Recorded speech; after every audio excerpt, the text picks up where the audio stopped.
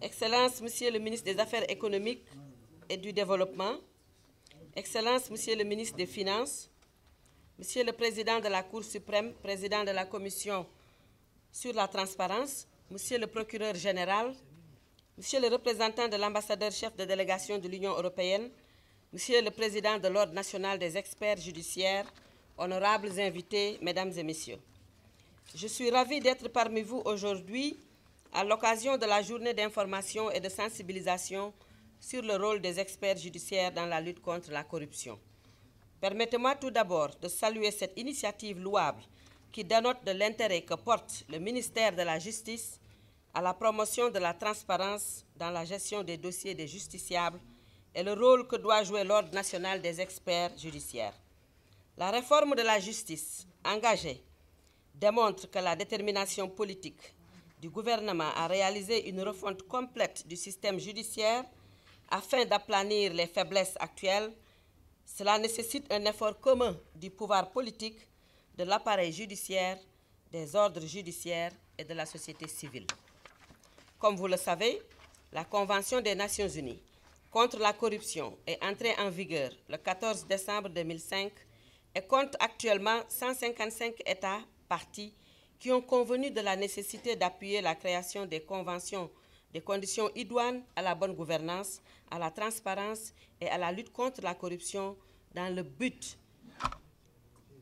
de les aider à réduire sensiblement la pauvreté et à atteindre les objectifs du millénaire pour le développement en 2015. À cet effet, parmi les actions prioritaires, les pays devront ratifier la Convention des Nations Unies sur la lutte contre la corruption et élaborer les matrices de suivi des actions, créer un partenariat global en matière de développement dans le cadre de la déclaration du millénaire, du consensus de Monterrey et du plan d'action de Johannesburg.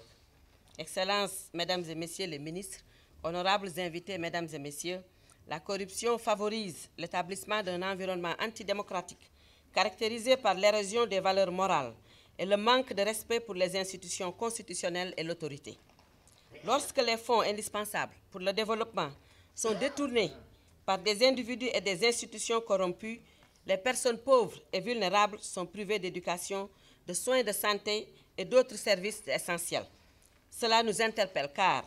la corruption qui enrichit quelques-uns au détriment de tous est l'envers des droits de l'homme. Elle exerce un impact négatif sur la qualité de la vie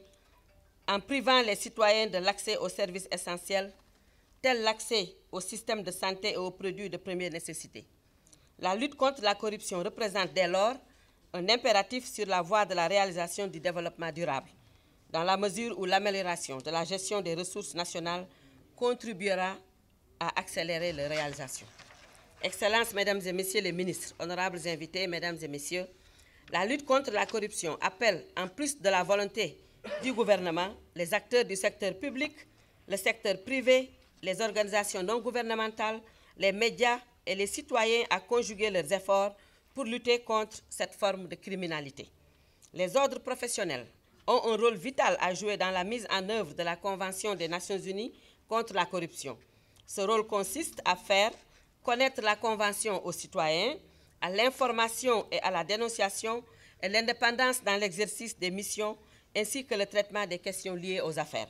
Cette journée représente un intérêt particulier en Mauritanie. Elle intervient dans un contexte marqué par la volonté du gouvernement de lutter contre toutes les formes de corruption et de promouvoir les principes d'équité, de participation, de transparence, d'effectivité et d'efficience. Je me réjouis particulièrement de l'adoption par le gouvernement mauritanien d'une stratégie nationale de lutte contre la corruption en 2010 qui répond aux obligations internationales du pays dans le cadre de la Convention des Nations Unies et de celle de l'Union africaine. C'est ici le lieu de saluer la volonté politique forte de la Mauritanie de mettre en place des institutions publiques redevables. Je me réjouis également du chemin parcouru en matière de réforme dans le secteur de la justice que viendra conforter une fois adoption par le gouvernement la révision du code pénal, le projet de loi d'orientation sur la lutte contre la corruption, le projet paquet anticorruption comme prévu dans la stratégie nationale de lutte contre la corruption.